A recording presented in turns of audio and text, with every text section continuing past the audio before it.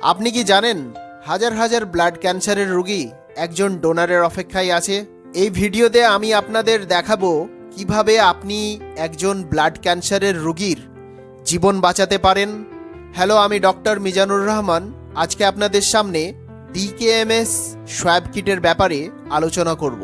এটা ব্যবহার করলে আপনি ব্লাড ক্যান্সার বা সিরিয়াস রোগে আক্রান্ত রোগীর জন্য আপনি লাইফ সেভিং ডোনার হতে পারবেন। সবচেয়ে ভালো কথা, এটা পুরোপুরি ফ্রি, কোনো রকম খরচা নেই, ঘরে বসেই করা যায় আর কোনো ঝুঁকি নেই।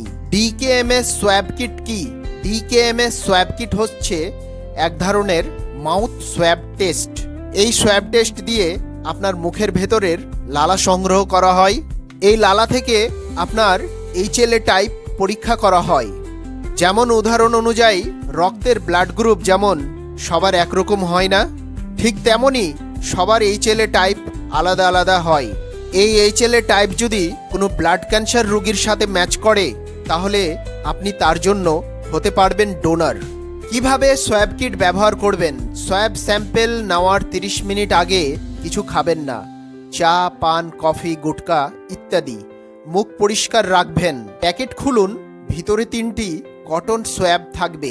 প্রথম সোয়াব নেন মুখের ডান পাশে, গালের ভিতরে 1 মিনিট ভালোভাবে ঘষুন।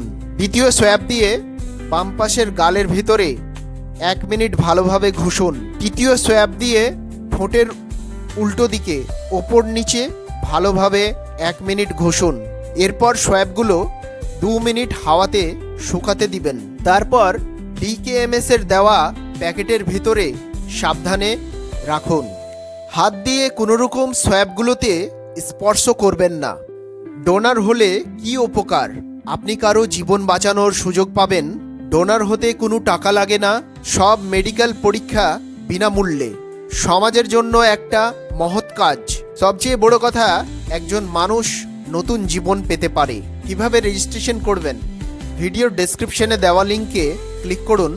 ডিকেএমএস এর ওয়েবসাইটে যান, নিজের নাম, বয়স, ঠিকানা, মোবাইল নাম্বার দিয়ে রেজিস্ট্রেশন সম্পূর্ণ করুন। কিছুদিনের মধ্যে সোয়াব কিট আপনার বাড়িতে পৌঁছে যাবে। রিটার্ন প্রসেস কিভাবে ফেরত দিবেন? প্যাকেটের ভিতরে রিটার্ন ইনভেলপ আছে, সেখানে QR কোড আছে, সেটা স্ক্যান করলে রিটার্ন প্রসেস কমপ্লিট হয়ে যাবে। আর আপনার রেজিস্টার হোয়াটসঅ্যাপ মোবাইলে মেসেজ আসবে। 2 থেকে 3 দিনের মধ্যে আপনার বাড়ি থেকে কিটটি নিয়ে চলে যাবে।